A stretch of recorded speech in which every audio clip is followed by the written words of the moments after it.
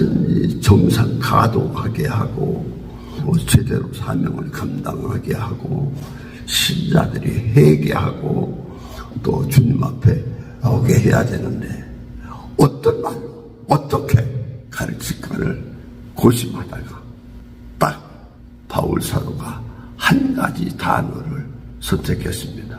그것은 부르심에 대한 것입니다. 제가 항상 회개하고 항상 감사하고 항상 겸손해질 수밖에 없는 자리에 들어가는 것이 바로 이 말씀을 묵상할 때입니다. 너희는 부르심을 보라. 바울 사도는 고린도 교회에 대한 개혁번지 말씀을 부르심에다 초점을 두고 첫 번 말씀의 문을 열기 시작합니다. 할렐루야. 아멘. 주 안에서 이렇게 다시 뵙게 돼서 감사합니다. 하나님께서 저를 5월 28일 날 미국의 한인 교회 여러 성도님들을 순회하고 보고 싶어서 오게 됐는데 이제 한국으로 돌아가기 며칠 전 우리 충만교회에서 이러한 은혜의 집회에 참여하게 돼서 감사합니다. 제가 어떤 말씀으로 오늘 말씀을 드릴까 때문에 어제 잠을 못 잤어요. 이렇게 한 번, 두 번 갑자기 설교를 하게 될 때 어떤 말씀을 해야 될지가 그렇게 고심이 돼요. 근데 저한테 익숙하게 떠오르는 말씀이 있었습니다. 그게 바로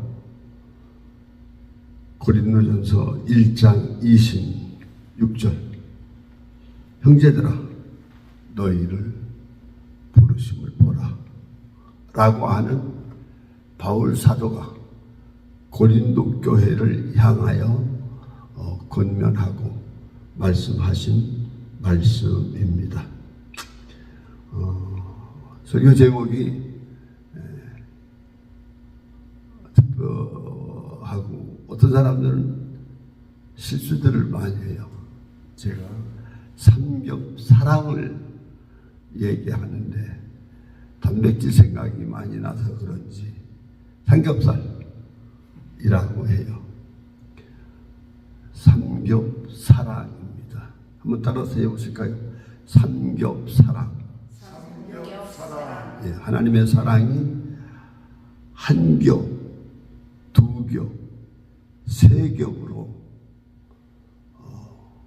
우리에게 약속이 돼 있다는 그런 말씀입니다. 그러니까 이 말씀을 볼 때 우리들은 그런 그 부르심이 어떠한 부르심인가를 먼저 1장 1절에서 볼 수 있습니다. 1장 1절에서 9절까지 보면은 하나님의 부르심이 3번 있음을 알 수 있습니다. 그 하나가 1절 하나님의 뜻을 따라 그리스도 예수의 사도로 부르심을 받은 바울과 형제 소서대는 이렇게 해서 첫 번째 하나님의 부르심에 대한 하나님의 사랑을 얘기하고 있습니다. 두 번째는 2절 고린도에 있는 하나님의 교회 곧 그리스도 예수 안에서 거룩하여지고 성도라 부르심을 받은 자들과 여기에 두 번째 하나님의 사랑 부르심을 얘기하고 있습니다. 세 번째는 7절에 보면 너희가 모든 은사에 부족함이 없이 우리 주 예수 그리스도의 나타나심을 기다림이라. 여기에 부르심은 없는데 우리 주 예수 그리스도의 나타나심을 기다림이라. 8절에 주께서 너희를 우리 주 예수 그리스도의 날에 책망할 것이 없는 자로 끝까지 견고하게 하시리라. 여기에 그리스도의 날이 있습니다. 이 말씀을 조금 더 깊이 보면은 이때가 세 번째 우리가 예수 그리스도에게 부르심을 받는, 하나님 나라에로 부르심을 받는 그 부르심에 대한 약속을 얘기하고 있습니다.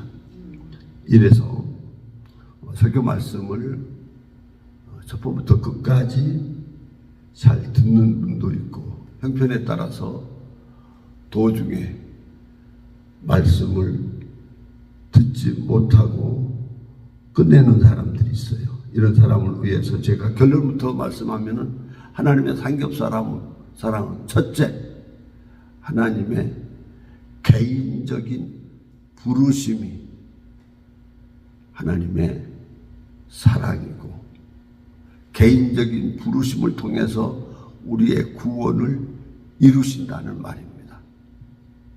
두 번째는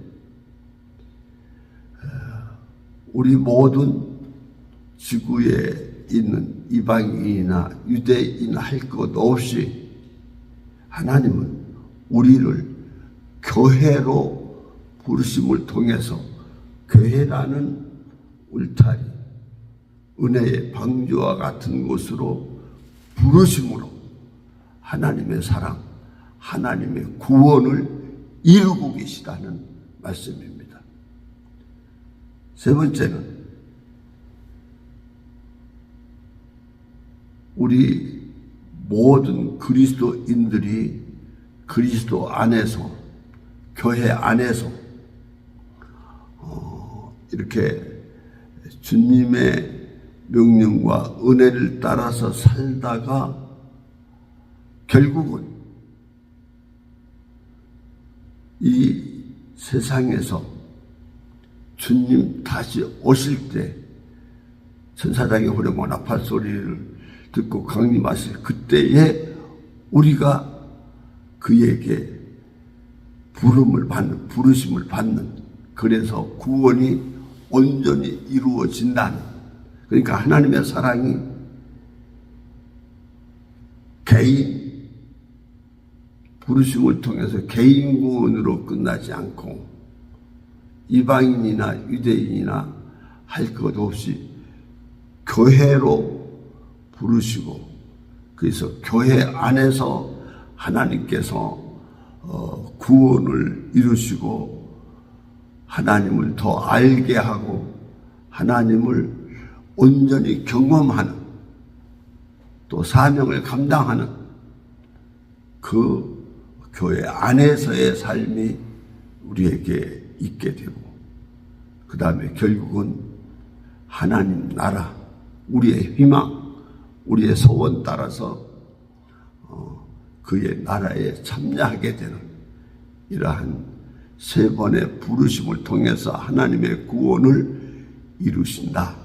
그것을 제가 깨닫고 너무 은혜가 돼서 오늘 또 너의 부르심을 보라 하는 말씀의 떠오름 때문에 여러분들과 같이 말씀을 나누게 됐습니다. 우리는 이 말씀을 보게 될 때 고린도 교회에 왜 바울 사도가 이러한 말씀을 하셨을까?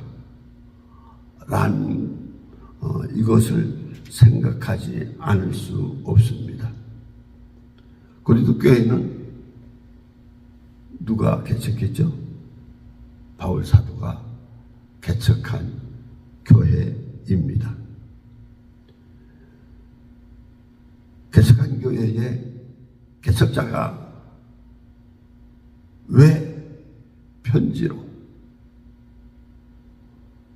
이러한 메시지를 주셨을까요? 지금 바울 사도는 고린도에서 1년 반 이상 목회를 하시고 그들이 그대로 교회에 충성하고 믿음 생활을 스스로 할 수 있다고 믿어지 그때에 하나님의 감동을 따라서 지금 에베소에 가 있습니다. 근데 에베소에서 1년, 2년을 개척 사역을 하고 계신데 이때 뉴스를 듣게 됩니다. 그 뉴스는 슬픈 이야기입니다. 교회 개척자가 교회 소식을 들을 때 잘 되고 있다는 소식을 들을 수도 있고 또 부정적인 교회가 어렵고 시험에 들고 문제가 있다는 그런 소식을 듣고 아파할 수도 있습니다. 이런 가운데 바울 사도는 고린도 교회의 마음 아픈 사정, 큰 기도의 제목, 이것을 알게 됩니다. 1장 10절에 보면은 이런 말씀이 있습니다. 형제들아, 내가 우리 주 예수 그리스도의 이름으로 너희를 권하노니 모두가 같은 말을 하고 너희 가운데 분쟁이 없이 같은 마음과 같은 뜻으로 온전히 합하라. 11절, 내 형제들아, 글로에의 지편으로 너희에 대한 말이 내게 들리니 곧 너희 가운데 분쟁이 있다는 것이라. 교회에는 여러 신자들이 있습니다. 그런데 그 신자들 중에는 글로에의 지편 사람들과 같은 그러한 신자들이 있습니다. 이런 신자들은 어떤 신자들이냐? 교회 안에서 똑같이 신앙생활을 하는데 교회를 경험하고 교회를 함께 다니면서 교회에 대해서 엄청난 아픔과 고통을 가지고 있는 거예요. 이 고린도 교회가 정상이 아니에요. 비정상이에요. 예를 들면 11절에 너희 가운데 분쟁이 있다는 것이라. 이 분쟁은 스키스타라는 그 원어인데 찢어진다는 단어예요. 분쟁. 곧 고린도 교회가 지금 찢어지는 그런 상태다 이거죠. 이것을 보고 듣고 이 교회의 미래가 너무 아프고 괴로워서 가만히 있을 수가 없어요. 누구한텐가 얘기하고 누구한텐가 도움을 청해야 되고 정상으로 돌아가야 되는데 이게 문제다 이거죠. 이 찢어진다는 말하고 그 다음에 거기 분쟁이 없이 같은 뜻으로 온전히 합하라. 이 온전히 합하라 이 말은 이거와 같대요. 원어적인 의미가 기계가 제대로 안 돌아가. 기계가 제 기능을 발휘하지 못해. 뭔가 부속과 부속이 잘 맞지를 않아. 바로 그래서 기계의 조화, 정상가도 이것을 온전히 합하라는 말씀이 있다는 거예요. 그러니까 교회라고 하는 주님의 몸된 구원의 방주가 지금 제대로 안 가고 있다 이거예요. 찢어질 지경이다 이거죠. 교회가 아니야. 그래서 이 사람들이 사람을 보냈는지 직접 갔는지 글을 써서 보냈는지는 모르지만은 바울 사도에게 큰일 났습니다. SOS를 친 거예요. 우리 교회가 말이 아닙니다. 지금 분쟁이 났습니다. 찢어집니다. 교회가 제 기능을 발휘 못하고 있어요. 제 기능을 발휘하지 못해요. 우리 사도님께서 개척하실 때에 바울 사도님이 계실 때에 그때의 교회가 아닙니다.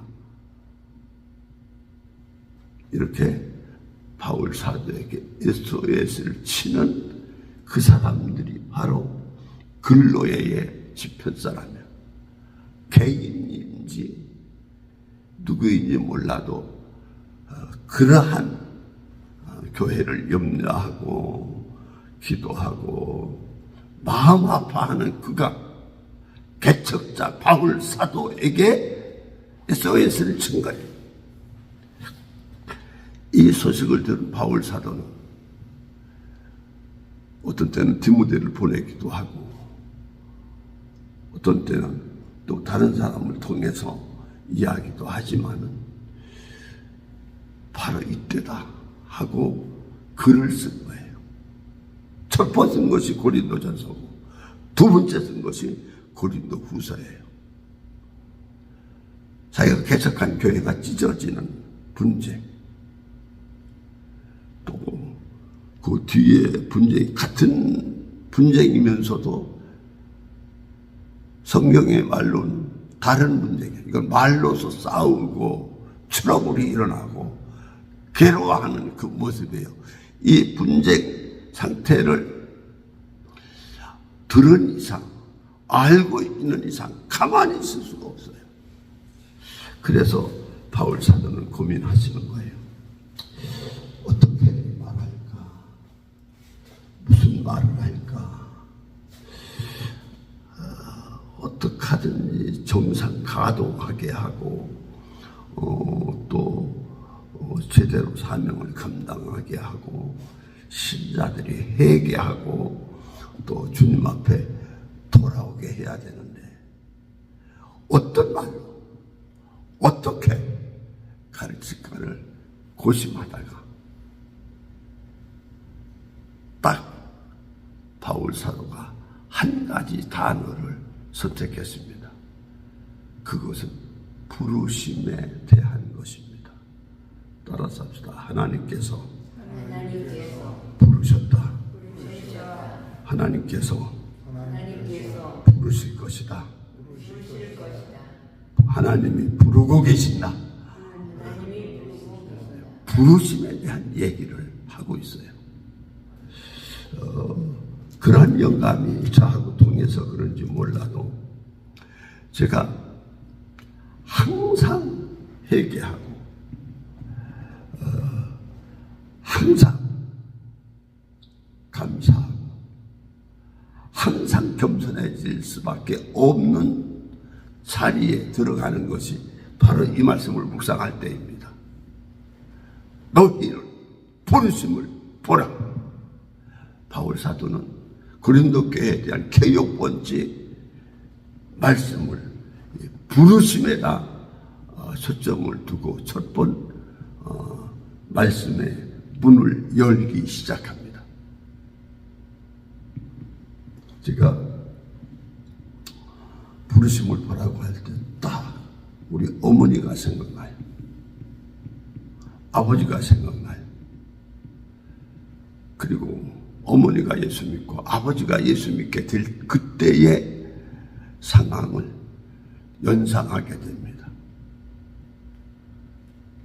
그때는 어떠했냐면, 잠깐 소개하면은,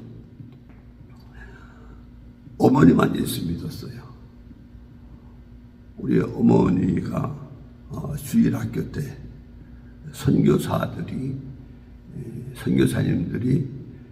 교회를 개척할 그 당시에 예수님을 믿기 시작했어요. 안 믿는 아버지하고 결혼을 하게 됐습니다. 이때 우리 집 상황은 첫째, 가난으로 정말로 아주 혼돈한 그런 집안이었습니다. 집도 없었어요. 논도 한마디도 없었어요. 밭도 없었어요. 아무것도 없었어요. 참, 이런 말 하면 죄송하지만 우리 아버지는 어떻게 보면 쓸모없는 사람이었어요. 우리 아버지가 제일 잘하는 것은 노름이에요, 노름. 화투 중독에 걸려 있었어요. 그러니까 낮이나 밤이나 기회 있는 대로 그 우연에다가 승부를 걸고 거기가 그 동네 사랑방에 가서 노름판에 가서 세월을 보내고 있었어요. 그때 우리 아버지의 실력은 어떠했냐면 학교를 가본 적이 없어요. 뭐 그 당시에는 되게 그러기도 했지만 우리 아버지는 한글을 몰라요. 문맹이 아니에요. 근데 한글도 모르는 사람이 글을 알고 세역을 할 줄 아는 사람들 돈을 따먹겠다고 덤벼드는 이 어리석음이 얼마나 바보 같은 거예요. 아무것도 없어요. 그러한 상태, 처가살이를 하고 있는 그런 상태였어요. 이럴 때 희망의 빛은 정말 없었어요. 창세기 1장에 지구가 생기기 전에 혼돈, 공허, 흑암이라고 했듯이 우리 집안이 어떻게 보면은 흑암, 장래가 없고 미래가 안 보이는 거예요. 쓸모없는 사람, 무가치한 사람, 아무것도 아닌 사람이었어요. 질서가 없고 법도 없고 아무것도 없어요. 희망의 빛은 하나, 우리 어머니가 예수 믿고 교회 다니시는 그뿐이에요. 어머니의 전도를 안 받아들였어요. 그러다가 어느 날 밤 돈 다 잃고 그 낙심돼서 돌아온 그가 어머니를 기쁘게 한다고 한 말이 나 내일 새벽에 교회 갈까? 내 가줄까? 그런 말이에요. 엄마 기쁘게 하느라. 그렇게 해서 어머니 뒤를 따라간 그 새벽 기도가 86세 돌아가실 그때까지 그날도 새벽 기도 하시고 하나님 나라에 가셨습니다. 할렐루야.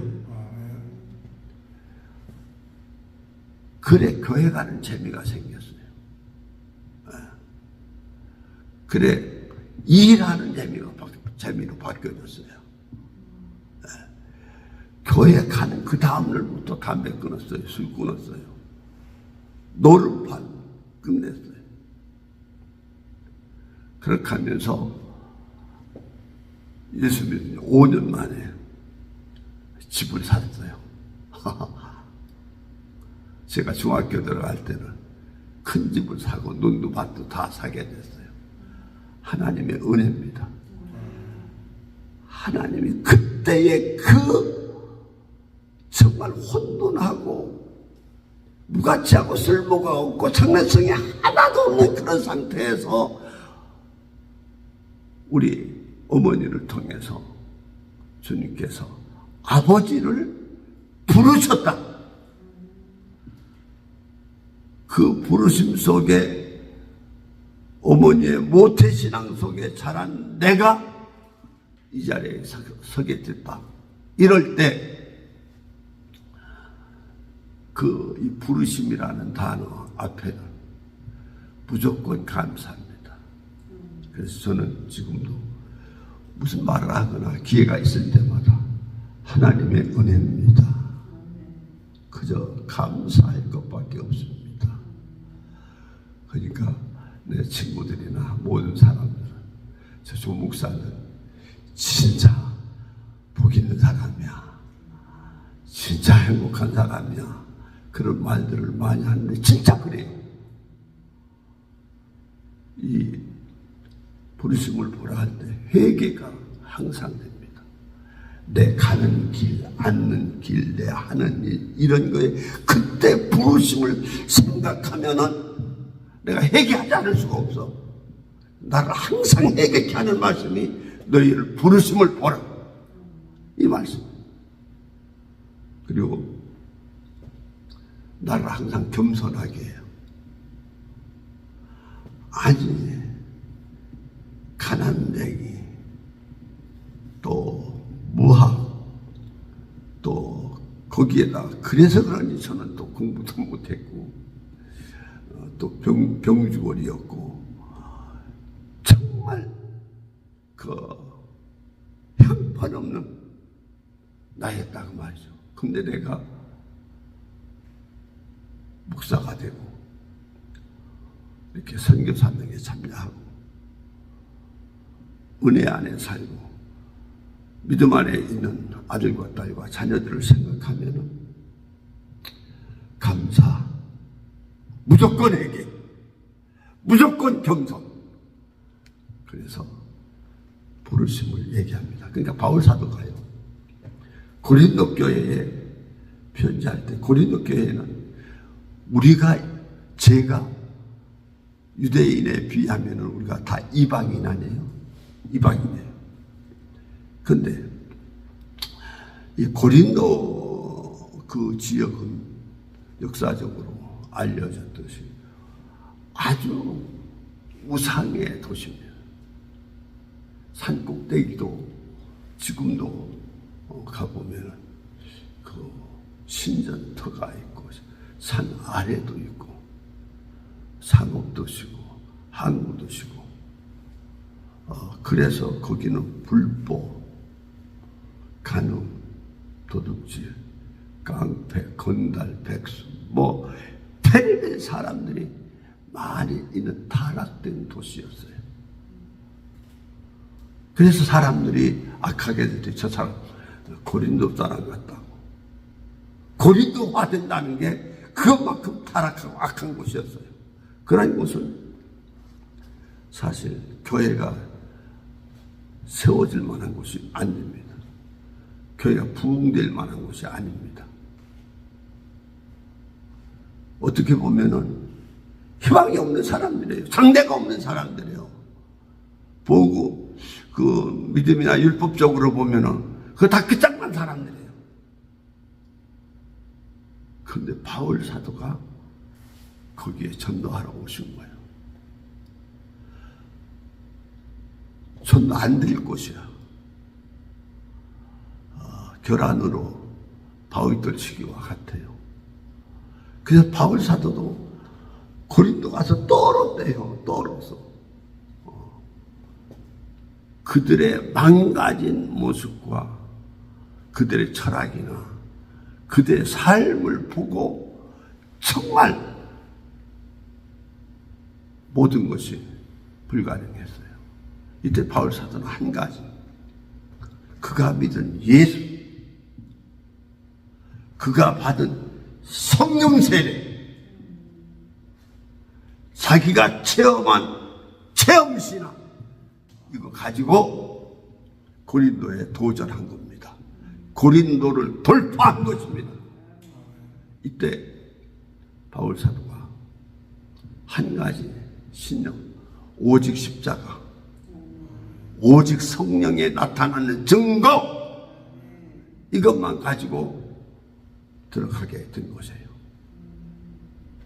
그래서 바울 사도는 고린도 교회를 통해서 오고 가는 세대의 모든 교회 개척자들과 작은 교회와 많은 문제가 많은 전혀 불가능한 전도 지역에 대한 희망을 보여준 사람이에요. 바울 사도처럼 오직 십자가, 바울 사도처럼 오직 성령에 나타나는 증거, 하나님 보라 이거죠. 교회의 능력을 보라, 예수 능력을 보라 그거죠. 십자가 부활의 복음 믿어봐라. 그렇게 전도하여서 안배일 지역에 전도가 되는 거예요. 교회가 부흥이 된 거예요. 많은 이방인들의 약점과 그 부족함, 그런 가운데도 그들이 새롭게 교회에 집사되고 장로되고 전부 성도가 되고 하나님의 영광스러운 직분의 사람들이 다 되게 된 것입니다. 그런데 믿거니하고 또 다른 곳 에베소, 바울 사도의 꿈은 에베소에서 그려졌는데 그때 세계 4대 도시가 로마가 첫째였어요. 둘째가 알렉산드리아였어요. 셋째가 에베소였어요. 넷째가 안디옥이었어요. 근데 알렉산드리아는 마가가 전도하고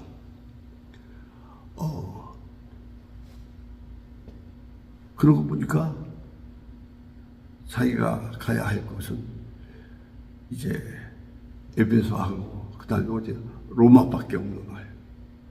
내가 로마까지 간다 하고 4대 도시에 대한 이 돌파 작전과 꿈을 그리게 된 거예요.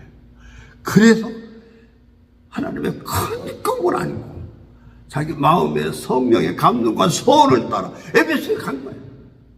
에베소에 갔는데 그 사이를 참지 못하고 고린도 교회가 완전히 무너진 겁니다. 어떻게 됐죠?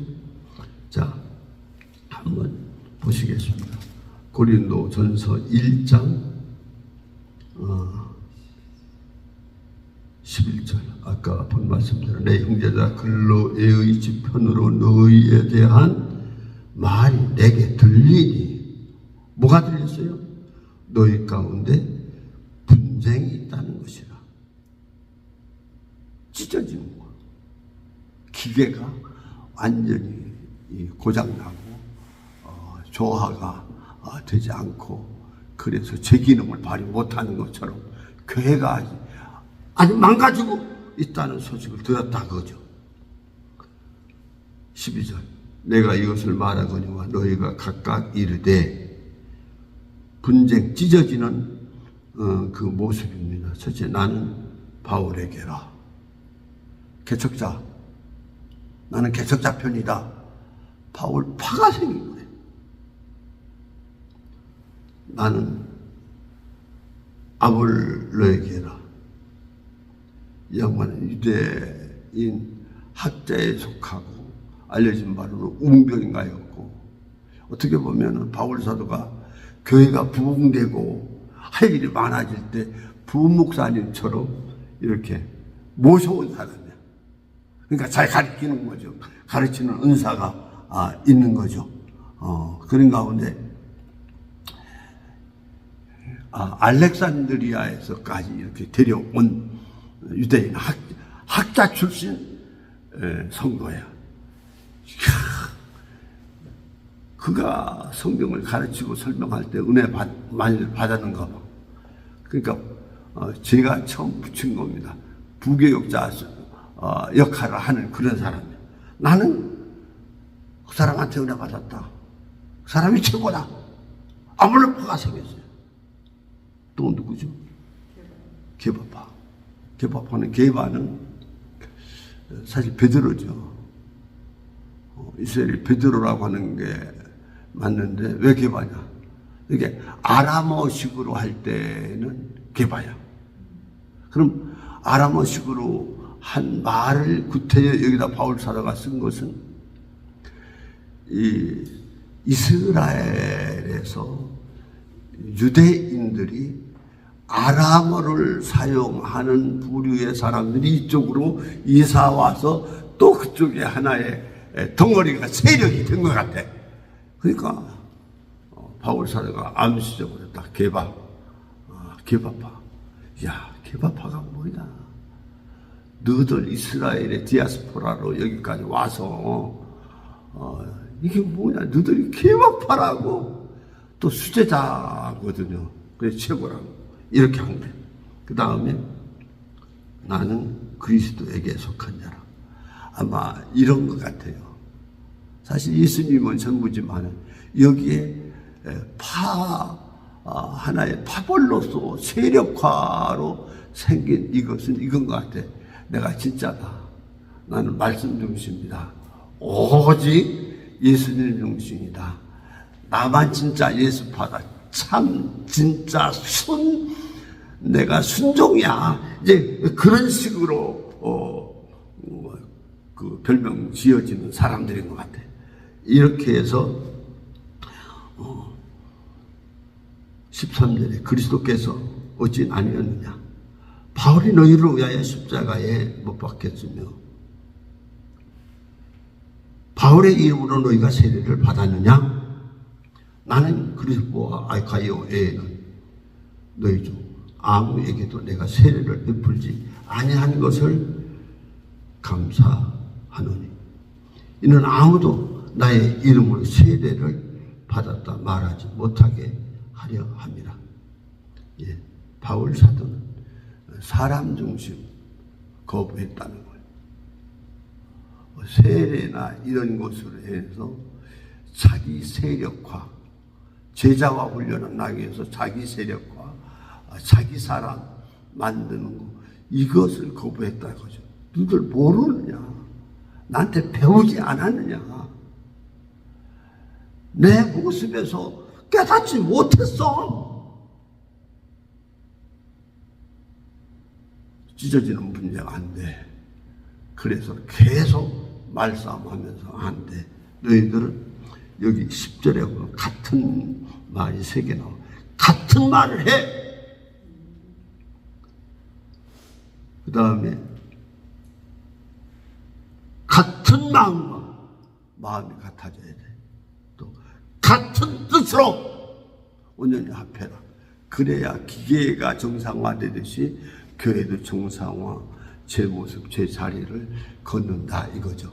그래서 바울 사도 너희들이 어떤 때에 우리 아버지가 불 받을 때에 그 모습을 연상하면서 이방인이고 우상의 도시고 항구 도시고 그 망가진 그런 곳에서 바울 사도가 전도해서 부름받을 그때 깡패, 건달, 도둑놈, 술주정뱅이 우상에게 절하고 경배하는 이런 정말 주님과 거리가 멀은 너들이었잖아. 부르심을 보라! 라고 첫 번째 말씀하고 있습니다. 그래서 이 부르심을 배우려니까 1장 1절로 돌아가야 돼. 1장 1절. 한번 보실까요? 하나님의 뜻을 따라 그리스도 예수의 사도로 부르심을 받은 바울은 자기의 부르심의 첫 번째 얘기가 하나님은 개인적으로 부르신다. 개인적으로 하나님의 사랑, 하나님의 관심, 이 사랑이 어떻게 보면 하나님의 사랑의 3겹이라고 하면은 이것이 첫 번째 겹이다. 하나님이 택하시고 그리고 택하신 자들을 개인적으로 부르신다는 거예요. 그럼 바울 사도를 부르신 것을 여기에서 얘기하면서 너희들 안 돼. 같은 말, 같은 마음, 같은 뜻으로 합해야 돼. 왜? 그리스도가 개인 하나 따로 특별히 부르셨기 때문이다. 너희들이 어떻게 그리스도의 개인적인 특별한 이렇게 사랑으로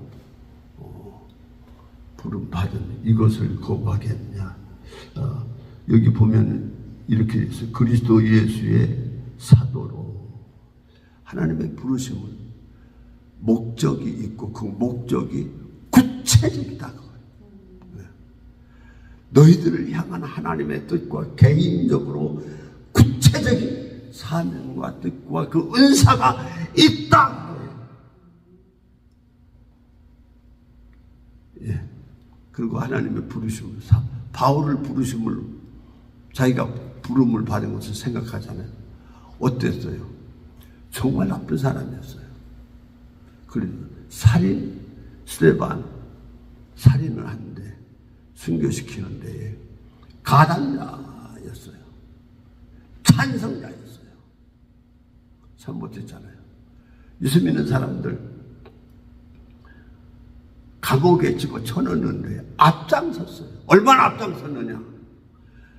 유대인 바리새인으로서 율법의 유대교의 그 경력을 자꾸 더 쌓아서 명예와 기회를 더 얻으려고 애국 성회까지 가서 기독교인들 지도자들을 잡아 넘기는 대제사장에게 넘기는 일에 아주 열정자였어요. 참 못된, 기독교 입장에서 볼 때는 못된 사람이죠. 오죽하면 예수님께서 사울아 너 왜 나 핍박해? 사실 바울 사도는 예수님 본지 안 본지도 확실하지 않거든. 근데 그 예수님 왜 나 핍박하냐고. 나와 교회를 하나다. 네가 교회 지도자를 핍박해. 내가 곧 교회의 머리고 몸이고, 알아? 나를 핍박하는 거야. 왜 나를 핍박하냐? 주님 하나거든요. 교회와 주님은. 이래 그 부르심이 과거에 희망이 없는 사람, 장래성이 없는 사람, 다 망가진 사람, 쓸모없는 사람, 그 혼돈, 그 폼리스, 형체 자체까지도, 존재 자체까지도 그 애매한 그런 놈이었는데 내가 부름을 받았지 않냐. 이것이 하나님의 첫 번째 우리에게 보여주는 사랑이다 이거죠. 따라서 합시다. 개인적인 특별한 선택과 부르심. 이것을 얘기해요. 바울 사도 입장에서 나는 주님의 부르심만 생각하면은 아마 제 심정과 비슷했을 거예요. 항상 감사밖에 없다. 항상 회개밖에 없다. 항상 겸손하고 작은 자가 될 수밖에 없다. 이렇게 지금 하나님의 첫 번 사랑을 얘기하고 있는 거예요. 근데 바울뿐만 아니라 여기 형제 소스데네도 해당장으로 알려진 이 사람인데, 우리 모두는 하나님이 덤으로 덩어리로 이렇게 끼워서 이렇게 부름받은 게 아니에요. 개인적으로 바울 사도가 나 부르심을 보라. 하나님의 택함, 하나님의 계획, 구체적인 하나님의 목적, 하나님의 사랑, 하나님의 계획, 하나님의 계획 속에 있는 너희들이야. 이거 알아. 라고 지금 가르치고 있는 것입니다. 정말 개혁번지가 되어야 되죠. 이 말을 들을 기가 있는 사람들. 진정코 바울 사도를 아는 사람들은 정말로 감사하고 잘못했습니다. 회개하고 겸손해질 수밖에 없는 거죠. 그것뿐인 줄 아냐? 하나님은 우리에게 첫 번 예수 그리스도의 이름으로 사실 우리의 구원이 완성되는 거예요. 그런데 또 하나의 완성을 주님은 말씀하시는 거예요. 세상에 살 때 우리의 구원의 증거, 하나님의 구원의 축복, 하나님의 개인적인 구원을 증명하는 증거. 우리는 이것을 알 수 있어요. 사람들은 자기가 구원 받았는지 안 받았는지 헷갈린다고 그래요. 진정코 개인적으로 구원을 받은 사람들은 하나님이 교회 안으로 이렇게 불러주십니다. 그래서 성도로 만들어주십니다. 이래서 우리는 하나님의 두 번째 사랑, 개인 구원을 확인시켜주고 보여주는 교회애로 부르심을 선포하고 있는 것입니다. 이것을 바울 사도는 고린도 교회 성도들에게 도전하고 있는 겁니다. 너희들이 교회에 와서 개척에 동참하고 회개하고 삶을 돌이키고 집사 되고 장로 되고 권사 되고 성도 된 것이 우연인 줄 아냐? 아니다. 고린도 교회는 고린도에 있는 교회예요. 건물이 있는 교회일 수도 있어요. 보이는 교회예요. 그런데 더 중요한 것은 하나님이 택하고 특별히 계획과 하나님의 뜻을 따라 예수의 사도가 된 하나님의 뜻을 따라 된 거예요. 목적이 있어서 부름을 받은 거예요.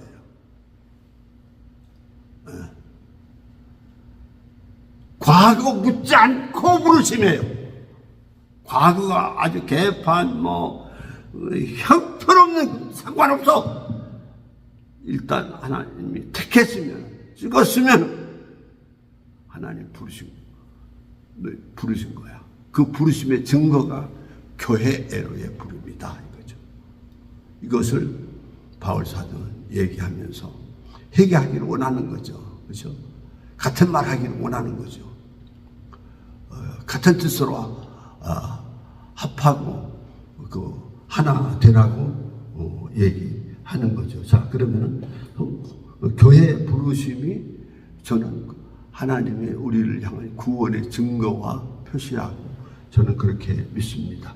그래서 교회 그러면 어떤 사람이 되냐? 일단 부르심을 받은 자들이에요. 이게 전도를 통해서 이렇게 보이지 않는 이런 메시지와 매스미디어를 통해서 어쨌든 하나님의 부르심은 교회로 부르십니다. 그럼 교회가 뭐냐? 교회는 건물이 교회 아니잖아요.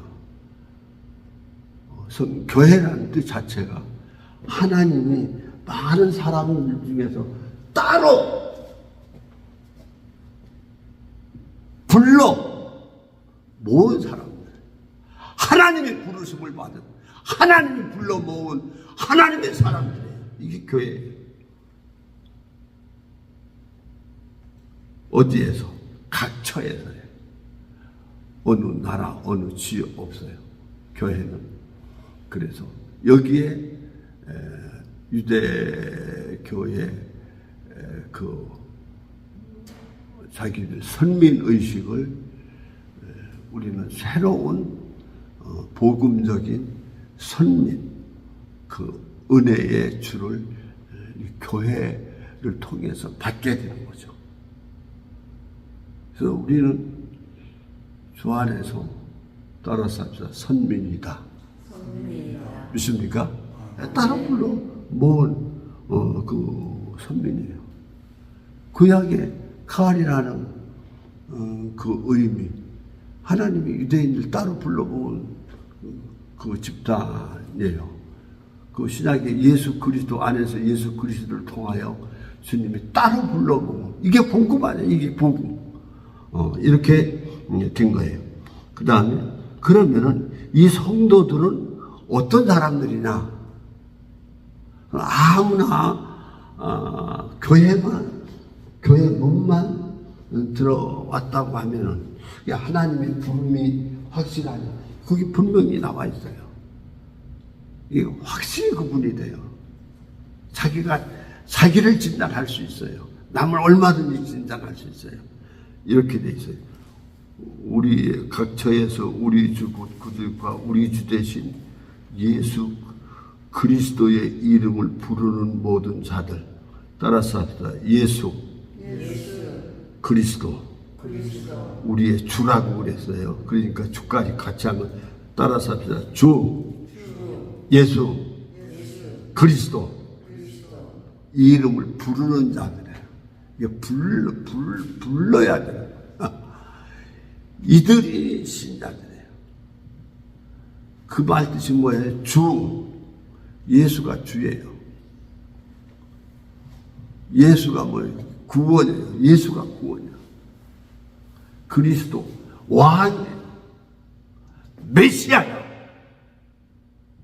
다른 말로 하나님의 아들이야 라고 고백하고 부르는 그들이 교회 안에, 교회 울타리 안에 있을 때 이들이 구원받은 사람들인 줄로 믿습니다. 그건 확실한 거예요. 애매하지가 않아요. 예수님을 주라고 불러야 돼. 예수, 그는 물론 호적에 올라온 이름이지만 그 뜻은 구원이라는 뜻 아니에요. 예수가 구원이란 말이에요. 그리스도, 그가 왕이다. 그가 참 하나님 아들이다. 그거죠. 그가 왕이야. 그가 메시아야. 앞으로 세상에 구세주로 오실 그 메시아 유대인들이 기다리고 있잖아요. 예수님이 바로 그분이다 라고 선포하는 사람. 전도가 뭐예요? 이거 선포하는 거예요. 내가 믿어보니까, 내가 알아보니까, 내가 체험해보니까, 내가 우리 애들 예수님 믿게 하고 이렇게 하고 보니까, 와, 예수님은 내 기도를 들어주신 분이고, 나를 다 아신 분이고, 나에게 모든 축복과 그 하늘의 신비와 은혜를 그려내 주신 분이다. 예수님, 예수가 누구냐? 내가 믿는 분이 누구냐? 예수님이고 그 예수님이 주시야 하나님이셔. 그가 누구야? 나의 구원이야. 예수 누구야? 예수가 예수는 나의 왕이야. 나의 왕, 나의 메시아야. 오시겠다고 하는 그 메시아, 그게 우리 예수님이야 라고 고백하는 사람들이에요. 당연히 고백을 하니까 전도도 다른 게 전도가 아니라 내가 믿어보니까 알아보니까 체험해보니까 믿어봐. 교회 다녀봐. 내가 다녀보니까 우리 아버지가 내가 이렇게 특별한 거야. 이렇게 귀한 거야. 이거 놀라운 거야. 참 시간이 어떻게 되지? 거의 됐죠? 해요? 예. 제가 두 번째까지만 하겠습니다. 세 번째는 내일 혹시 기회가 되면, 기회가 아니라 기회가 있죠. 내일. 이래서, 바울사도는 부르심에 대한, 그것을 개인적인 부르심, 교회 애로 부르심을 통해서 한겹 살아 구원을 이루시고, 두겹살 교회를 통하여 우리 구원을 이루시고 계시는 사실입니다. 그래서 우리가 이 교회 안에서 뭐 하는 거냐? 하나님을 더 알아가는 거예요. 하나님을 더 배워가는 거예요. 그러면서 하나님이 기뻐하시는 이 일을 하면서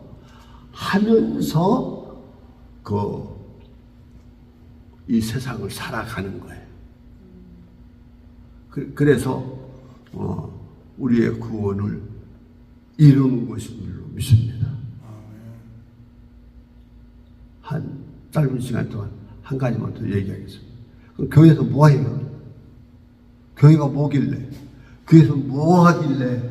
그래요. 교회는 동서고금을 통해서 모든 교회는 5개밖에 하지 않아요. 5개. 너무나 우리 신자들이 잘 아는 것이에요. 뭐죠? 교회는 예배하는데요. 예배가 뭐예요? 예수는 그리스도 하나님이라고 찬양하고 노래하고 기뻐하고 환영하고 그거예요. 어떤 환자가 어떤 문제 있는 자가 예수가 구원자야. 예수님 살리는 분이야. 예수님에게 길이 있어. 오직 유일한 길이 예수님이야. 라면서 찬양하고 감사하고 말씀. 그 다음 두 번째 선교가 있어요. 선교하는데 선교가 뭐예요? 전도라는 단어와 같은 말이에요. 어떤 것이 더 넓은 범위다 좁은 범위다 얘기들은 하지만 결국 그 말은 전도 얘기예요. 선교예요. 그러니까 뭐예요? 다른 거 아니에요. 예수님이 그리스도라고 다른 나라 왕들이 있고 대통령이 있거나 말았거나 내가 믿어보니까 예수님이 우리 왕이야. 우리 왕이야. 믿어보니까 기도해보니까 체험해보니까 왕이야. 그게 선교예요. 그거 빠지면 다 꽝이야. 그거가 선교이고 전도고. 그 다음에 세 번째 교육이. 기독교 교육은 다른 거 없어. 뭐예요? 예수님이 그리스도입니다. 이성과 지식 여러 인간의 지적인 노력을 총동원해서 그것을 설득하고 설명하고 여러 논리적으로 가능한 한 논리적으로 설명을 가르치는 그게 기독교 교육이에요. 그러니까 거듭나지 않았거나 예수를 예수 그리스도라고 고백하지 않는 사람이 목회를 한다. 이거는 상관 못해요. 이게 교사가 된다. 이거 있을 수 없는 거예요. 예수님이 그리스도라. 봉사가 그 다음에 네 번째 봉사예요. 봉사가 뭐예요? 사실 주님은 생명을 구원하러 왔고 생명을 사랑하시는 분이에요. 그것을 지상 명령으로 한 거예요. 영원 생명. 그러면 봉사가 다른 게 아니에요. 예수님 얘기 유명한 거 여리고로 내려가는 사람이 강도 만나서 거반 죽게 되었을 때 제사장이 놀라서 도망가고 레오인도 도망가고 사마리아 사람이 가서 그를 살렸다.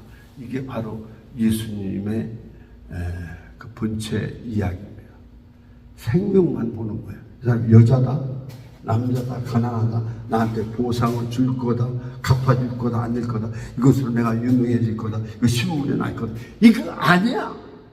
무조건 생명만 보고 가서 응급처치하고 자기 말에 태우고 주먹으로 가고 자기 가진 걸 털어서 살려내는 거. 이거야. 봉사가 생명사랑이야. 이 생명사랑에 사랑이 없이 한 것은 복음 내길 수가 없죠. 그렇게 복음적으로 해야 되는 거예요. 다섯 번째가 뭐죠? 성만찬이에요. 교제. 교제는 성만찬. 주님의 빵을 먹고 술이 아니라 폭도주를 먹고 이렇게 마시면서 내 몸이다 피다 하면서 우리는 주님과 한 몸이다 이거죠. 우리는 다 형제다 가족이다 이거죠. 그 교제가 이루어지는 것. 그러니까 예수 그리스도의 고백으로 찬양하고 선교하고 가르치고 봉사하고 이거가 없으면 안 됩니다. 이것이 하나님의 우리를 향한 교회를 주시고 교회를 통해서 일하시는, 그리고 에베소서 3장 10절에 보면은 이 교회를 통해서 세상을, 예루살렘 교회가 세상을 놀라게 하고 뒤집어 놨잖아요. 어느 나라, 어느 국가, 어딜 가든지 3장 10절 말씀같이 놀래주는 거예요. 사탄의 세력도 놀래주고 주권자들도 놀래주고 그냥 막 놀래주는 이거예요. 이것을 통해서 하나님이 함께 하신 것, 그 구원을 우리에게 이렇게 보여주고 있습니다.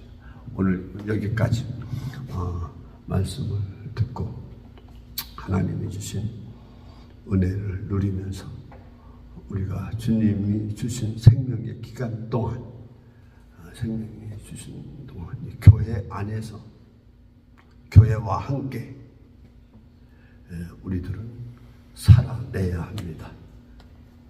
교회의 기능 5가지를 감당하면서 예수의 왕되심과 그리스도이심을 목숨 걸고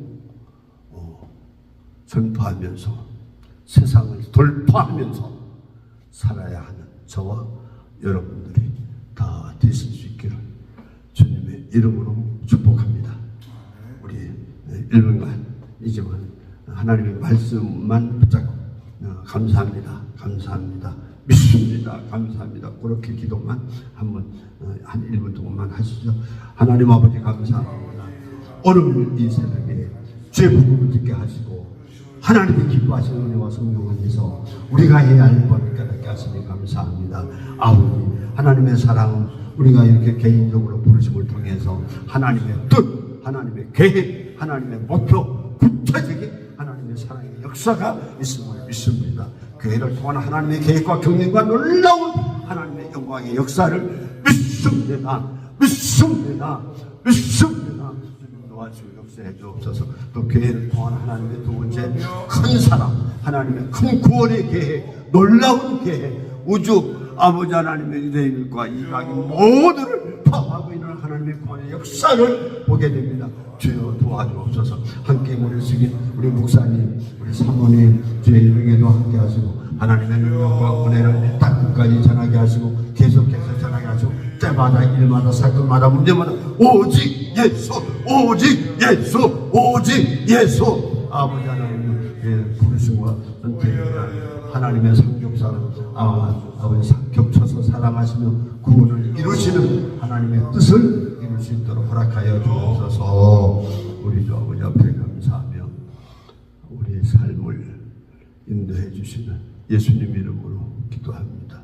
우리 기도드리시겠습니다. 이제는 우리 주 예수 그리스도의 은혜와 하나님 아버지의 극진하신 사랑, 성령 하나님의 감동 감화, 교통하심이 예수 안에서, 교회 안에서, 하나님의 말씀 안에서 이기고 승리하기를 원하며 살아가는 우리 모두 의에, 주음을 통해서 하나님의 말씀을 경청하는 모두 의에 영원토록 같이 계시옵기를 축원하옵나이다. 아멘. 아멘. 할렐루야. 하나님 감사합니다.